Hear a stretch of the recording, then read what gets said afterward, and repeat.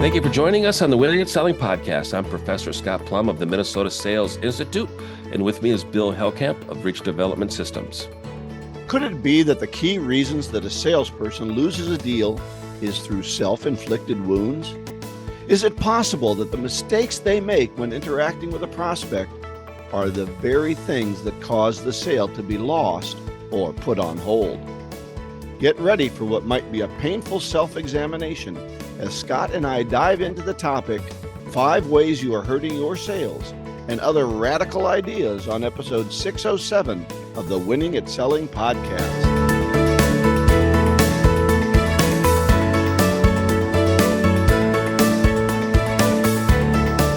Oh, Bill, what a great opening. It kind of reminds me of a sales call that I had many, many years ago, and the prospect was being very agitated and very irritable. And I stopped the conversation. I said, should we pick a safe word right now? Because it sounds like things are going to get a little messy if we continue to go forward. And just adding a little levity to that ended up causing the prospect just to relax a little bit and say, okay, let's just have a conversation. Let's exchange some information and let's go from there. And it was a delightful conversation, but really kind of taking that momentum that somebody's creating, stopping the soccer ball before you kick it back to them, and then kind of leveling the playing field. Have you ever been in a situation like that? Well, I think I've done that to salespeople. I can remember when I was buying my wedding ring, and I don't know why I was psychologically hurt by this effort, but I was so mean to that poor sales clerk.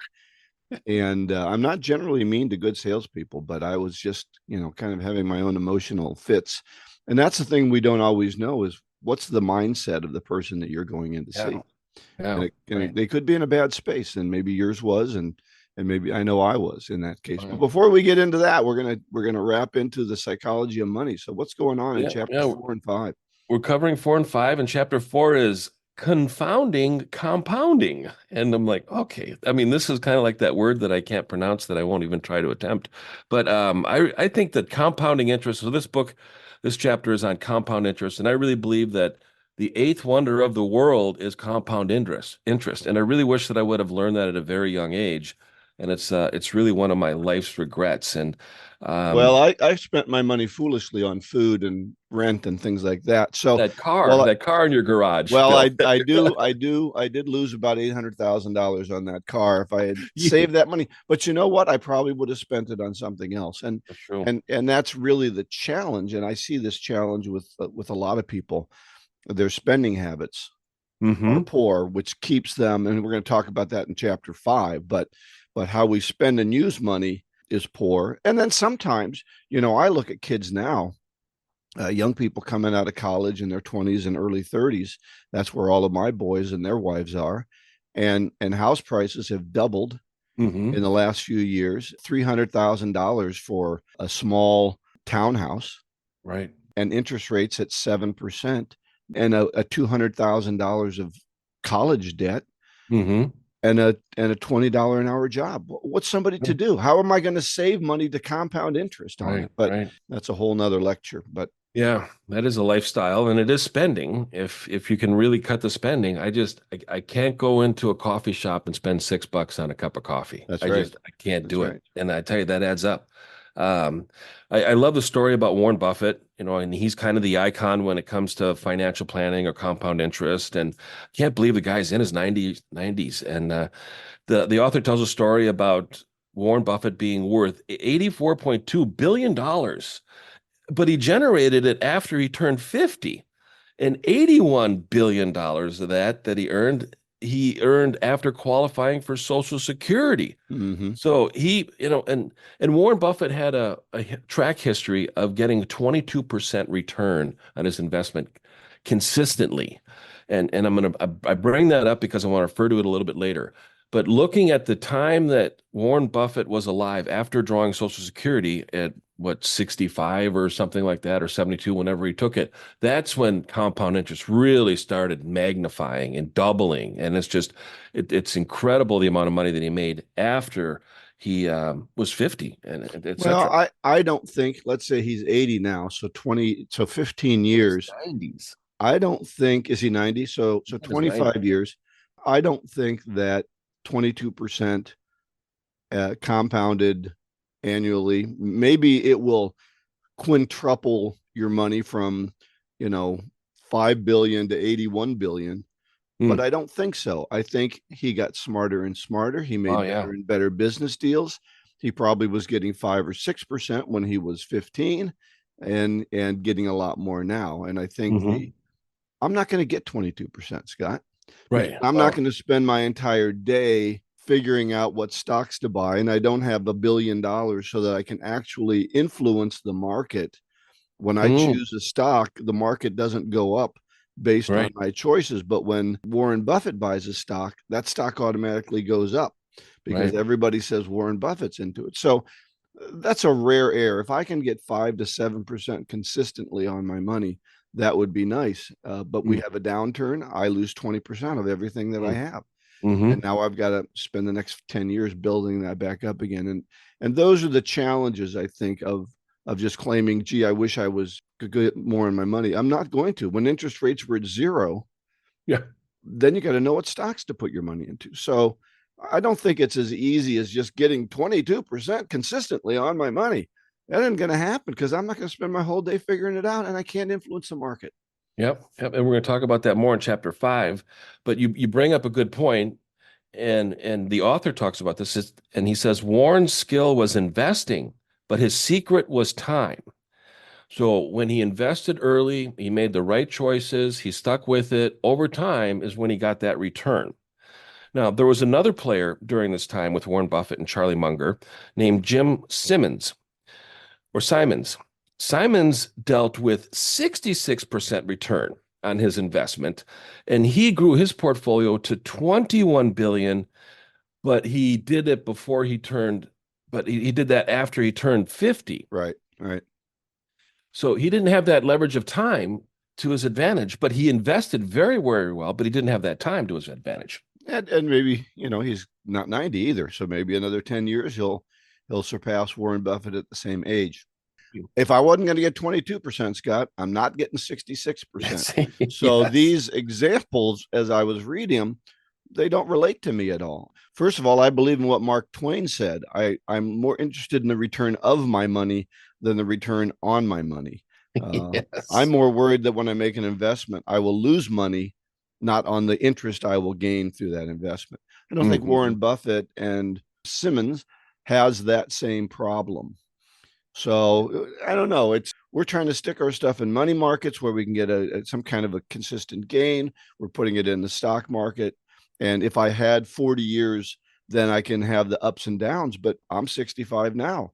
I Mm. can't afford a 20% decrease in my overall portfolio when I play the market. So, Right. Yeah. but if I don't, I can't get enough interest to make money. So I think it's not as simple as saying I just want to get my compound interest. Right. Right. No, I agree. And if you start early, and this is getting into the next chapter, chapter 5, where the title is Getting Wealthy versus Staying Wealthy. And the author talks about there's only one way to stay wealthy, and it's a combination of frugality and paranoia. And I think about that's kind of the daily life of anybody is, being frugal and being paranoid. And luckily, there's medication for that these days, unfortunately. I Well, you think, don't want so much paranoia that you're looking for people under the bed, but the world can conspire against you. There are people out there from Nigeria oh, who are princes who are trying to get your money. right. My mother, bless her heart, in her 80s, fell for the hey, my grandma, I'm in prison in Mexico, and you Oh, need to send $5,000 to get me right. out. Wow. So there's people out there that are trying to get a piece of the pie. I got 2 emails yesterday with fake invoices in them. Mm-hmm. A little bit of paranoia is not a bad thing. It's true. That's Suspicious true. of emails these days is a very good thing. It is. Yeah. Yeah. Always look for the return address or the email address is who it came from. But this chapter is Yeah, broken down. companies don't use Gmail as their. Exactly. Boy, boy, nothing says commitment like gmail.com. I mean, whoa, we're in business now. We're Yep, doing that's right. gmail.com. There's three parts to this chapter, and this first sentence is this first relates to what you just said. Having a survival mindset means being around long enough for compound interest to work. And compounding doesn't rely on earning big returns. It's about those small returns early on over a period of time. And the author goes through all the things that happened over the last 170 years and all the downturns and how we've, times 20 with our earnings over 170 years. And it's just incredible how the market just keeps going up. That is the challenge, is having enough money early when when you're making 20 bucks an hour, or you're even making 60,000 a year, which I think is $30 an hour when you come out of college. You bought into the program that the colleges are selling you, and you got $150,000 in debt for your life study degree, or anything that ends in studies, by the way. Don't do it. There's no job named after studies. So Right. if you want to do studies, go to the library and do it for free. But We uh, need to have an editorial section of our yeah, podcast. let's No. not get into college, because I'll Okay. tell you, there's a bunch of thieves right there. But I'll tell you, it's really interesting. Now, Kathy and I have always, with our mortgage, put $100 or so extra in Nice. to burn down the principal. Yeah. We paid our first house off in 12 years, Wow. right? And we had hardly anything to put down. I had to borrow to put down from my father-in-law to put it down Hmm. enough and have enough into it. I think that can be a real good thing too. You can work again. Interest works against you the other way, Yeah. Yeah. right? When you take out a loan, compound interest is working against you. That's Yes. why it's so debilitating to spend $150,000 for college and have Mm. that bill hanging around your neck when you come out of school. So Hmm. I always say, which side of compound interest do you want to be on? great Do you want point. to be on the credit card side or do you want to be on the Oh, investment side? credit card debt, 21%. Oh, There's oh. there's somebody who's making 20% on your money. Yeah, yeah, yeah. Wow. I thought there were usury laws. So getting into, the mindset and being there long enough. Number two in this chapter is planning is important, but the most important part of every plan is to plan on the plan, not going according to plan. And this is so true. Or And, as and Mike it's Tyson said, everybody has a plan until you get busted in the mouth. exactly, well, punched in the face. It's like, okay, now we're switching our goal here. It's survival. But a couple of points here. The plan is only as useful if you can survive reality.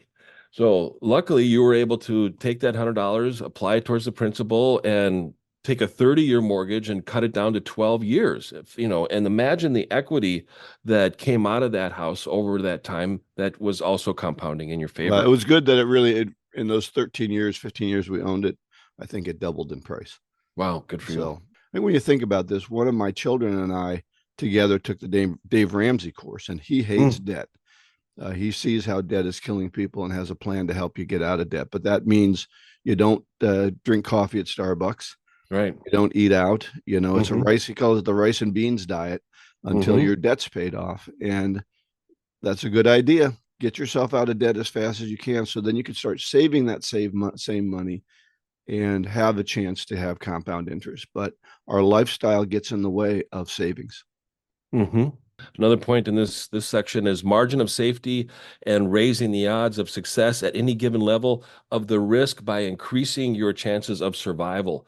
So you have to be in the game long enough to be able to increase your risk. So it's okay to play it safe in some areas and not bet as much as you think you can Yeah. win, but think about how much you can afford to lose if it doesn't go in your direction. People are really broke. Here's an interesting thing if you want to have some fun. Go to Mm. your local ATM and grab a handful of the Oh, receipts out of the yeah, wastebasket at the yeah, bottom and see right. what people's balance is. Ending balance, yeah. I'd bet you in 90% of the cases it's under $200. Mm, mm. That you're Yeah. not going to see 2,000, 3,000 in those checking accounts. You're going to see 200 or Mm, less in those checking accounts. People are broke. yeah. So the third part of this chapter is talking about a personality of being optimistic about the future, but paranoia is going to really keep you in a situation to be able to survive. Right. And this is where they talked about the standard of living has increased 20-fold in the last 170 years, but barely a day went by that lacked tangible reasons for pessimism. There's a lot of pessimism that's available in the marketplace. In our culture right now, there's a lot of pessimism. But we need to be optimistic, and I love the definition by Dennis Prager. Optimistic has two definitions. One is being hopeful before a decision is made, and the second is dwelling on the most positive aspects after a decision is made. Hmm. So being optimistic about the future, and again, just the paranoia And the survival and just making good decisions to stick around is what is going to cause you to survive in any type of economy. Yep. And watch your spending. That's what paranoia does, is helps you to pinch those pennies a little bit and not go out and spend. I have some friends of mine, they're on a limited income, they're on Social Security, and every time I talk to them, they talk about what restaurant they went out to in the last week. Yeah. And I'm thinking, I know from my own experience that's costing you $40 to $50 Right. every time you go out to a restaurant. You can't survive on that. Don't complain about how much money you have when you're Mm-hmm. going out to restaurants 3 times a week. Mm-hmm. That's a lot of your income. You just can't do that. So we all have Yeah. to be careful about that spending so we can save a little bit and have compound interest work. Yeah. Those people that give directions by restaurants are in trouble. All right. Well, Scott, we have an interesting new feature. Why don't you tell our listeners about that? Oh, I'm just so happy to announce this to our listeners. I mentioned time and time again, for those of you that have played along at home, about my respect and admiration for Anthony Iannarino. And I said it about 3 or 4 weeks ago. I said, we need to get Anthony on the show again. And then I thought about it more, and I listened to Anthony's podcast when he had him out. He had 2 different podcasts, and he stopped doing them. And I called him up, and he answered the phone, and I introduced myself because he's been on the show a couple of times, so he knows who I am. And I said, Anthony, here's an idea that I'd like to run by you. Would you be willing to come on our show, Winning at Selling, 6 to 8 times a year and be the kind of the house guest and talk about anything that is shifting in the marketplace that our listeners need to know about? Will you share that with us? And will you also contribute a minute or two of a sales tip every single episode? And he agreed to it. So we've got his first sales tip that he will have on every show going forward. And so let's hear that first tip today. Enjoy and learn from this sales tip from Anthony by Anthony Iannarino, a highly respected international speaker, best-selling author, entrepreneur, and sales leader. Hey, it's Anthony Iannarino. If you read the sales blog, if you see the work that I do on LinkedIn, what I want you to understand is that I'm not interested in anything other than your effectiveness. So effectiveness means, what is your win rate? So if you have a win rate that's, say, 25%, that is an ineffective sales effectiveness number. So that win rate is not going to be able to help you reach your goals. So the most important thing for you to do is to start studying this thing that we call selling. And it would help you to read books, it would help you to go out and watch YouTube videos. And then most importantly, if you want to be effective, you have to start making behavioral changes. Those behavioral changes are what will take you from 25 to 35 to 55. And I've got a team of my own that has an 85% win rate on average. And that makes it really easy. So don't worry about anything else except for figuring out how to get better at the sales conversation. That effectiveness will take you further than anywhere else. See me at thesalesblog.com or come out and say hello at LinkedIn. See you soon. So that's exciting. I'm really happy that you were able to reach out to get Anthony on, and we're excited about the sales tips we're going to get. He promised to keep them short, which is what Scott and I can't do, is keep anything short. So our intro is longer this time than the sales tip itself, but we'll work on that. So anyway, we need to talk about 5 ways you're hurting your sales. So this was my topic. So let me kind of take a little bit of shot at this. And Scott has 5 of his own that he wants to talk about. As I said in the intro, what are we doing to cause our own problems? As my dad, the ex-World War II veteran, said, don't poop in your own mess kit. And so quit making mistakes that hurt yourself. Quit doing things that cause your client or your prospect to go, I wonder if I can trust this person. Mm-hmm. So here's the first one: insufficient preparation. It's a terrible way to start off an interview, is to say, so tell me what you do here. Yeah. Just shows you didn't prepare. So here's 5 areas you need to prepare. You need to understand their product or service. Don't go in there asking them what they do. You need to know who their customers are and what geographic locations they serve. You need to know are they just in the Midwest? Are they just in the East? Are they just in California? Or are they nationwide? Who are the key executives? Some of those names are going to get dropped and you're expected to know who those are. Gee, Larry said, well, who's Larry? Well, Larry's their CEO, dummy. You should have known that. You can't go in there and not know who the key executives are. You need to know a little bit about the background of the prospect. Where has that individual been? Where does she go to college? Are they local? Did they grow up here? You need to find out. LinkedIn is a great place to do that. I've never had a customer I was going to have a conversation with not link in with me when I sent the link in before the meeting, because they know I'm doing a little bit of pre-approach on them. And then I've broken record on this, develop 10 thoughtful questions and put them in order. So those are the 5 things I think you need to prepare for. Totally. The separation is in the preparation. I just love that line. Yeah. And that's what Anthony's saying. You can't go in there not knowing what you're doing. All right. Number 2, telling too quickly and too much. What happens, and I've seen this a million times, Scott, when I teach asking better questions, I have my students prepare 10 good questions, and then we do a case study, and invariably the case study has one small win, one small selling gap, and they rush in and start to fill it, grab their catalog, start telling right when they hear that first selling gap. And there's a huge sale in the distance if they can ask more questions. Right. But invariably they go in. So your job is to put a lever in. Tell me more about that problem. What else does that cause? What other issues are going on there? Wedge that baby open, looking for a bigger and more valuable total sale, not the first thing they mention. And so here, 3 points to that. Your questions will keep you on track. There's often a variety of issues you can help solve, not one. And you won't get to the real issue until trust is established in the questions, and help you do that. All right, number 3, too much focus on product and features and not enough on solving the prospect's problems. We want to we spend all our time, Scott, we've talked about this, learning about a product or service. And we get in there, we feel compelled to tell them about it. Quit learning so much about your product and service and start learning more about the customer's problems. Find out what the industry problems are. That's the challenger sale, right? You're bringing in and saying, I understand you're in this industry. Here's some of the challenges that we've helped them deal with. Are you having those kind of problems? Any thoughts on that? So totally true. First of all, sales training is product knowledge training when somebody first starts. And I think a successful salesperson, and I know some of the listeners are going to know what I'm going to say next, is that you need to be a market ambassador. Again, you need to know more about the market, know more about the problems of the industries that you represent within the marketplace, and uncover those problems so that you can present a solution that sticks to a problem. That's value. Yeah. And we just want to be the experts and the smartest in the room. So that's why we want to talk about what we know. All right. Number 4, throwing the proposal over the fence via email. Oh my gosh, I can't tell you the number of clients I'm running into this, that for them to actually talk through the proposal with the client when the first time they see it is a novel idea. It's crazy. Proposal should be delivered in person, or at least with a web call if you can't do it any other way. Otherwise, you lose control of the conversation. And then if you send that email with the proposal, the customer starts looking through it. First of all, they go to the last page first.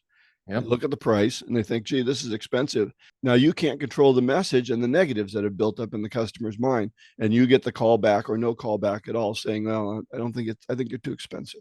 Yeah, they would call that ghosting these days. Well, they ghosted me. And I said, well, what did they have to lose if they didn't respond to you? Was there enough of a relationship? Did we have a reputation that we established? Did we have some rapport established? Did we have a conversation? Or are you pitching me? I started my sales career out selling real estate. And every time I got a purchase agreement from a buyer, I presented it to the seller. These days, the sales agent, the buyer's agent, just emails it over to the seller agent going, here, present this. And it's like, wait a minute, there's no relationship there. We're getting into a transaction that's going to cause the most anxiety of people are ever going to have in their life. And we don't even know who the person is on the other side. What kind of relationship is that? That's smart. Yeah. I have a client who has somebody else do the follow-up, the follow-up team that never met the customer at all. Right. No rapport. So they don't even know what they don't know what the key buying issues are. So how can they remind them of the conversation that we had when I was doing the estimate? Crazy. All right. Number 5, lack of follow-up and closing. They don't follow up. They don't close. We call back. Hey, just checking in. What'd you think of that? Touching base, checking in. That's not a follow-up. That's a waste of time. What are you going to start the conversation with? Bring value, or at least some kind of a good question. Hey, Scott, I hope you had time to look at that estimate. want to make sure that the things we talked about were in there. I wanted to make sure you saw that we're going to be guaranteeing our product for a year, so that if you have any problems, we're going to come back and solve it. I want to make sure that you saw that we do a better job than our competition. We use higher quality product in our solution.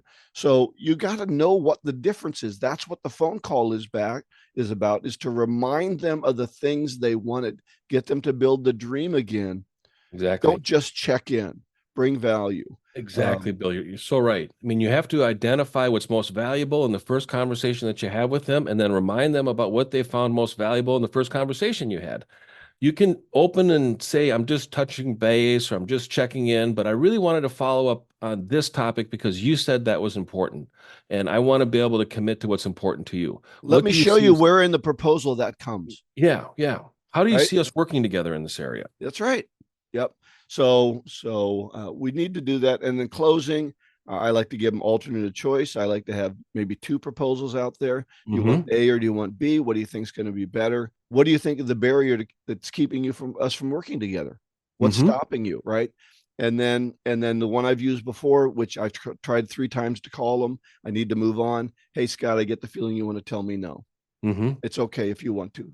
Oh, you don't want to tell me no, then you want to tell me yes. So how do we make that happen? That's not your first phone call. It's when you've had it and they've been dragging their heels. It's time to help them make a decision. So those are a couple things. So I'm gonna just run through those real quickly. Insufficient preparation, telling too much and too quickly, too much focus on product and features and not enough on solving the prospect's problem, throwing the proposal over the fence via email, and lack of follow-up and closing. What are your 5? I'm going to pick up with your last one. My number 1 is lack of commitment. When I wrote my book, Taking Off into the Wind, the first chapter is on commitment. And I always ask salespeople, how do you demonstrate your commitment to your prospects? And it's follow-up emails, follow-up phone calls, it's follow-ups on promises. If you said you're going to mail them something, mail them something. When it arrives, call them the day that it arrives. So that really lack of commitment is really going to have an impact on all of your activities and all of your results. So it shows up in a lot of ways. It does. And it's very visible in what time did you show up for the appointment? Were you 15 minutes early? Were you prepared? Did you have something that to do with your time in case the prospect was late? Did you bring a book that you're reading or a publication, trade publication that you're reading, just to be able to have more options to be able to use that time wisely, but really focus on commitment and knowing as much as you can about the marketplace. My number 2 is sometimes salespeople are too structured and they can't improv. They can't go through the improvisation. And this gets back to the book, and it kind of inspired me on the book, is like the best thing about a plan is to be able to have a plan if the plan doesn't work out according to plan. So you need to be able to stay somewhat flexible, adapt. I love improv classes. I took an improv class from Stevie Ray in Minneapolis here, and I'm telling you, you go to these classes, and I am not exaggerating. You are laughing for 2 hours. Your stomach hurts when you leave there, but there's so much endorphins over that period of time, and you just learn so many great techniques. Okay. Consider an improv class, and I think that's right. That people need to be able to roll with the punches. The customer's not always going to answer the way you want. In my case, you have the 10 questions written down. They take you in a little bit different direction. You go in that different direction, but then you have the questions to take you back on the track. And I think that's why people aren't prepared. When they do get off track, they don't know how to get back on because they don't know what the track was. They have no track. The solution is experience. Go on more sales calls, get into more conversations, be in more awkward situations, be uncomfortable being uncomfortable. Or no, be comfortable being uncomfortable. I think that's what it is. Number 3, and this is one that I've come up recently with, it is they are being too assumptive and not anticipatory. Assumptive is all based on the salesperson's beliefs, positions from past experiences that they've had with customers and prospects that have bought from them or have not bought from them. The goal of a successful salesperson is to be anticipatory, which is anticipating the prospect's needs, what they're looking for, what their desired outcome is, what they want to accomplish with your solution. So work on being anticipatory and bring stuff to their attention that they may not have considered needing, but you do because you've been through this more than they have. My number 4 is discounted vision, belief, and confidence. In the book, Warren Buffett said, and I didn't share it earlier in the notes, is I always knew that I would be wealthy. He always knew since he was a young man that he was going to be wealthy. And we discount our vision. We discount our beliefs. We don't give ourselves enough credit, and that erodes our confidence. And when we don't have confidence, how can we go and have a conversation, building trust and rapport and taking a prospect someplace that they want to go that they've never been before? Yeah, I call it posture. Yeah, right? yeah, What's your true. posture? Yeah. Do you come begging hat in hand? Oh, I really need this sale. Or do you come with the confidence that says, hey, listen, if we get to work together, that'll be great. If we don't, that's up to you. Right. Yeah. And move on. Great. And number 5. And my last one of how salespeople are hurting their sales. Most of you know this, drum roll, please. They are helping and not working with them. So I'm going to throw that one in there again, is start working with your prospect. What's that? I've never heard you say that before. If I ever get challenged as to when I introduce that, I want to be able to have as many anchors as possible that I've shared that with our listeners. So stop helping them, start working with them. So that's my list. So you win. You get 10 reasons. 10 ways that you can screw up your own sale. 10 ways, as my dad said, you can poop in your own mess kit. Try not to step in it. And if you do, don't look at your shoe and say it was someone else's fault. Yeah. Probably your fault. Most problems are self-inflicted. So knock it off. As we wrap it up here, our resources, go to Anthony's website, thesalesblog.com. Email us the questions that you would like us to ask Anthony, and for Anthony to answer when he's on the show, or even in his 1 to 2 minute sales tips that he's going to be delivering every single week. And he'll be on episode 615 in May. So stay tuned for that.